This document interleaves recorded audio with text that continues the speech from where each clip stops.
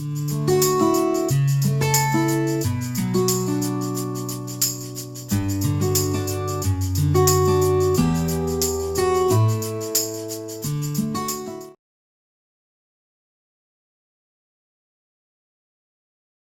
morning all, I am Dr. P.N. Malleshwari and now I am going to give a lecture on digital filters, means like IIR and FIR filters. Let us see the differences between IIR and FIR filter.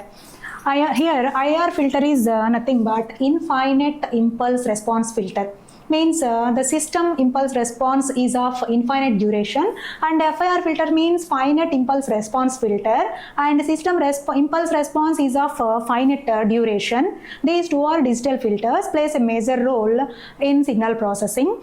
First, we can't directly design digital IIR filter. First, should design analog prototype filter by using Butterworth or Chebyshev. Then we can convert it into digital using either bilinear transformation technique, impulse invariant method, like that. And here, FIR filters, we can directly design these FIR filters. Let us see the differences. First of all, this IIR filter is recursive filter. What is meant by recursive filter? See, if we take the general difference equation of IIR filter, we can write like y of n equal to summation of minus summation of k equal to 1 to n ak y of n minus k plus summation of k equal to 0 to m bk x of n minus k. So here x of n is system input and y of n is system output, and x of n minus k means previous values of the input. Previous values means, for example, if n is 0, that is the current value. N is n plus 1, n plus 2 means 1, 2, 3 and so on. These are the future values. If 0 is present value, then 1, 2, 3 are the future values, and minus 1, minus 2, all those are the previous values. So here x of n minus k means previous values of the input, and y of n minus k is the previous values of the output. So here system present output depends on present input, previous input and previous output. Okay, previous. But in FIR filter, system present output y of n depends only on the present input and the previous values of the input. It does not depends on previous outputs. Okay, so here there is no feedback connection, but in IIR filters feedback connection is there.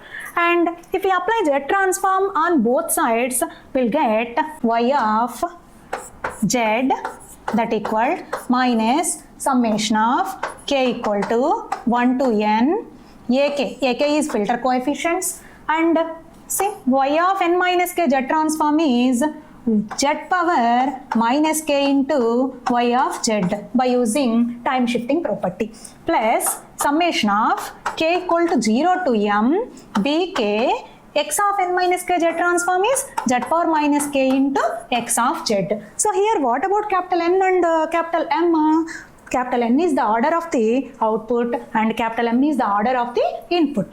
And if we extract all y terms, then we'll get y of z into 1 plus summation of k equal to 1 to n ak z power minus k, that equal summation of k equal to 0 to m bk z power minus k into x of z.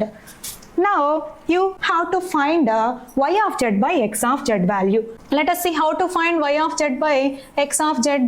See, y of z by x of z is equivalent to summation of k equal to 0 to m bk z power minus k by 1 plus summation of k equal to 1 to n ak z power minus k. So this is the transfer function of IIR filter, and transfer function can be written as h of z.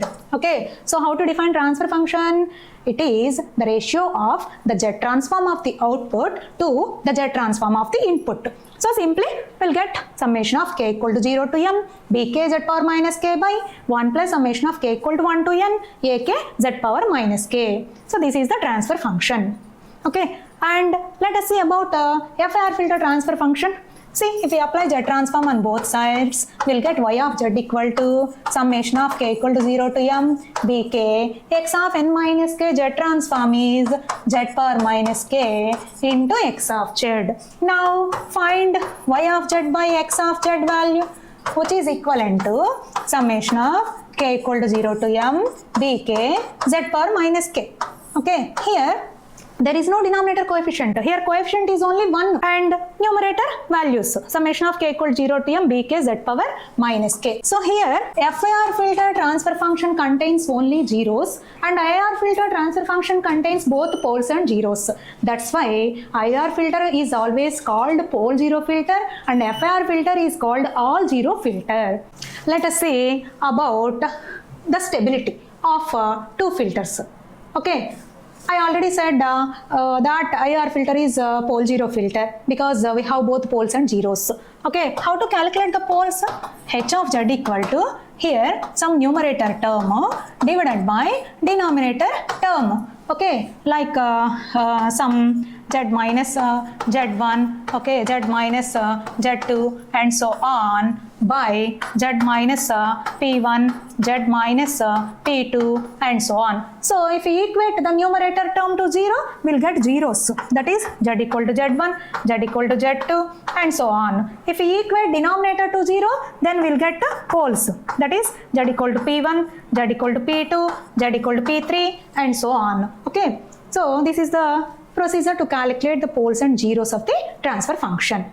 So finally this IIR filter contains both poles and zeros and FIR filter contains only zeros. And let us see about stability of the system. So here IIR filters are always unstable and FIR filters are always stable. Why? See, in earlier case we discussed about poles and zeros. So this system function, IIR filter system function contains both poles and zeros.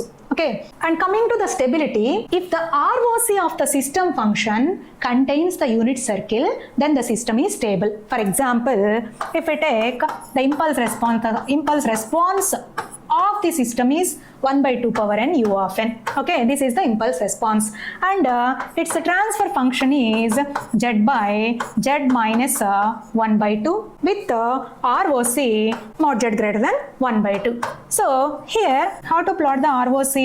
See, here mod z greater than 1 by 2 means the radius of the circle is 1 by 2 units.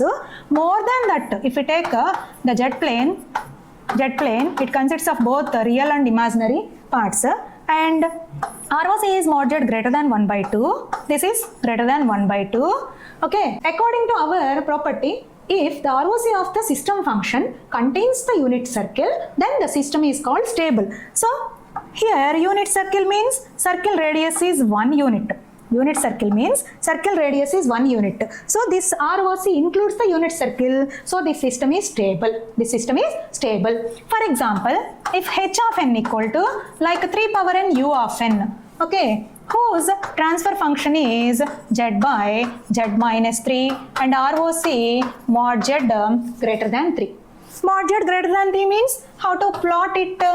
See, how to plot it? Greater than 3, more than 3. Okay, so this is the ROC and our unit circle is having radius 1 unit.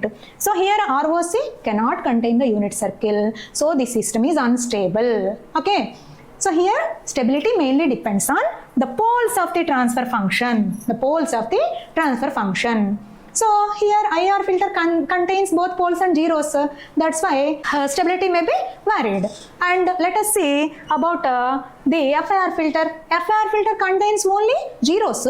There are no poles. That's why it is always stable. So those are the major differences between IIR and FIR filters. Okay. Let us see about the conclusion of this session. So we discussed about IIR and FIR filter differences. Okay, IIR filter is having impulse response of infinite duration and FIR filter is having impulse response of finite duration. And finally, IIR filters are pole zero filters and recursive filters and unstable filters. But FIR filters are always stable and all zero filter and non-recursive. So Recursive means system present output only depends on the present values of the input, previous values of the input and previous values of the output. But non-recursive, present system output depends only on the present values of the input and previous values of the input. And IIR filter contains both poles and zeros, so that's why it is called a pole zero filter. Stability mainly depends on the poles of the transfer function. So here we have poles. If the ROC of the system function contains the unit circle, then the system is stable, otherwise unstable. And stability mainly depends on the poles of the transfer function. But in FIR filter, there are no poles. That's why we can directly say that filter is always stable. And FIR filters are always having linear phase. IIR filters or not having linear phase. So those are the differences between IIR and FIR filters. And thank you all.